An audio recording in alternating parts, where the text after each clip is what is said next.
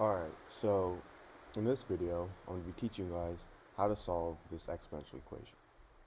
So we have x to the power of 8 minus 121 is equal to 0.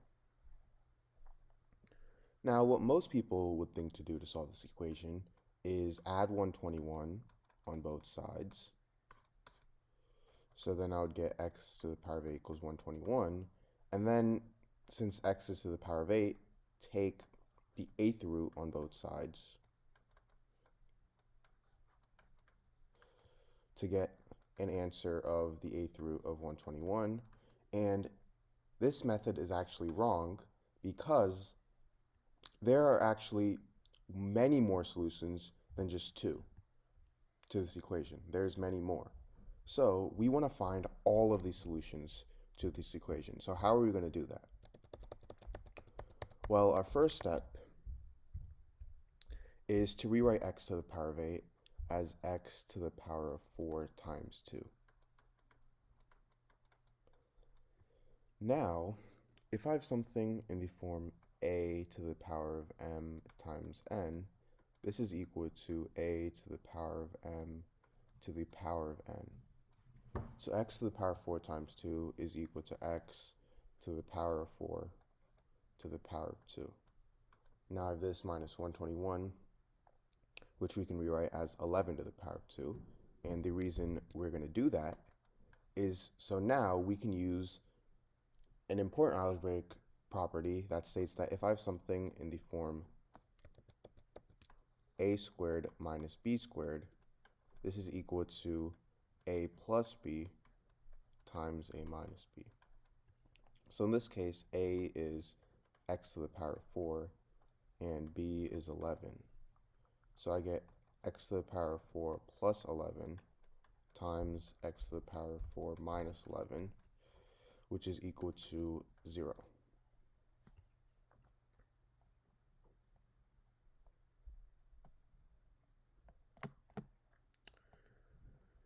Now, from here,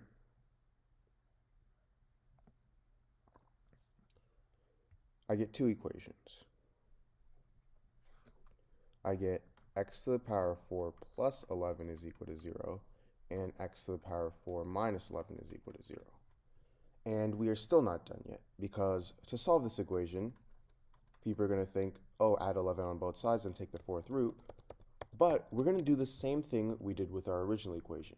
I'm going to rewrite x to the power of 4 as x to the power of 2 times 2. And now I can rewrite that as x to the power of 2 to the power of 2. And 11, I'm going to rewrite as the square root of 11 squared. So now I can use this property again. So I get x squared plus the square root of 11 times x squared minus the square root of 11 is equal to 0. And again, I get two equations. I get x squared plus the square root of 11 is equal to 0, and x squared minus the square root of 11 is equal to 0.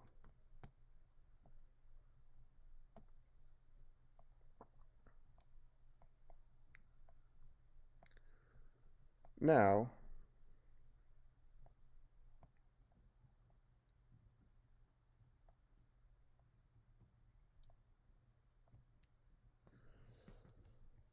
what I can do is, for x squared minus the square root of 11 equals 0, I'm going to add the square root of 11 on both sides. So then these two cancel out, and I get x squared is equal to square root of 11. And now if I take the square root on both sides, square root of x squared is x, and the square root of 11 is the 4th root of 11. This is positive or negative.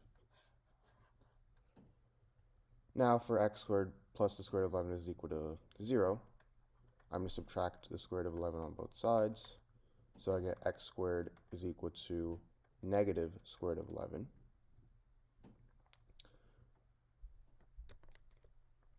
So now I get the square root of x squared is equal to the square root of negative square root of 11. So the square root of x squared is x. And the square root of the negative square root of 11, I can write this as negative square root of 11.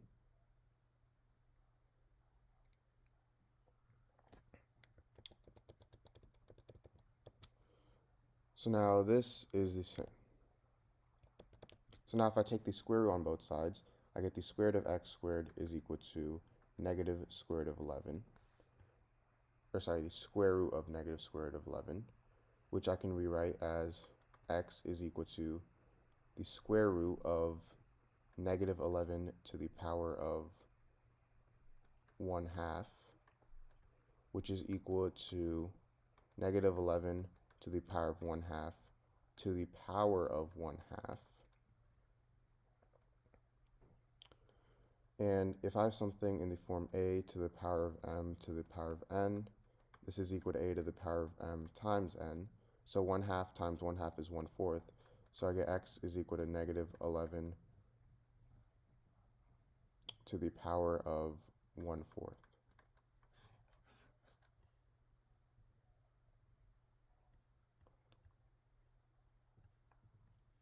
Now going back here, I have x to the power 4 plus 11 equals 0. So I can subtract 11 on both sides, and I get x to the power 4 equals negative 11. Now I can take the fourth root on both sides. So I get x is equal to the fourth root of negative 11. And this is positive or negative. Alright, so in this video, I'm going to be solving the problem 200 squared minus 199 squared. And to solve this problem, I actually have 3 different methods. So make sure to stick for all 3 of the methods to find out which one is the best one for you. So for method number 1, what I'm going to do is rewrite 200 squared as 199 plus 1 squared. So now I have 199 plus 1 squared minus 199 squared. And if I have something in the form a plus b squared, this is equal to a squared plus 2ab plus b squared.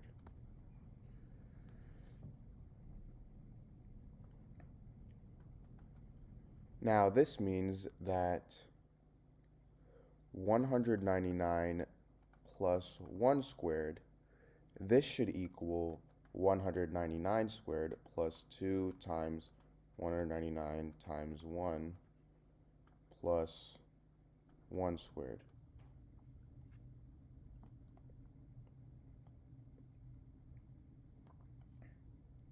And this is equal to 199 squared plus 398 plus 1, which is equal to 199 squared plus 399.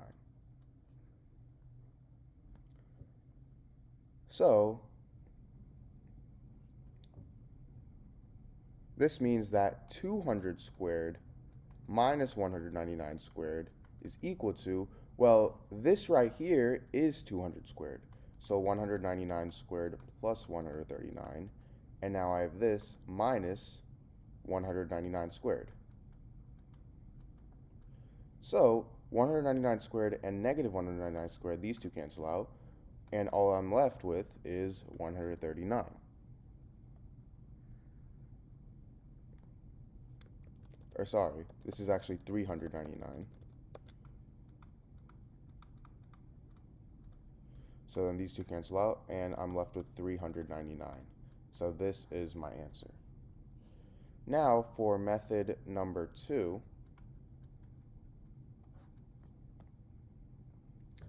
my problem was 200 squared minus 199 squared.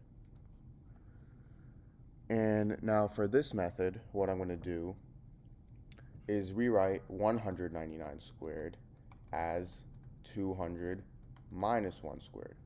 So in our first method, we wrote 200 squared as 199 plus 1 squared. This time we're going to rewrite 199 squared as 200 minus 1 squared. So now, if I have something in the form a minus b squared, this is equal to a squared minus 2ab plus b squared. So 200 minus 1 squared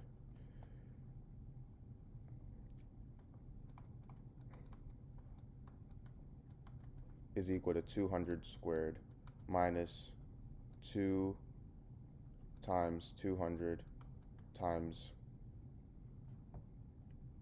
1 plus 1 squared.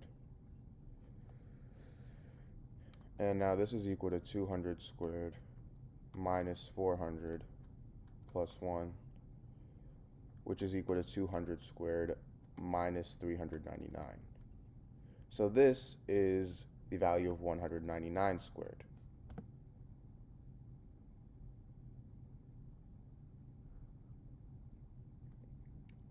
So 200 squared minus 199 squared is going to equal 200 squared minus 200 squared minus 399, which is equal to 200 squared minus 200 squared plus 399.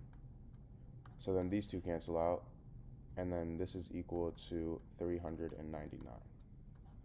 So that is my second method. And now finally, for method number 3,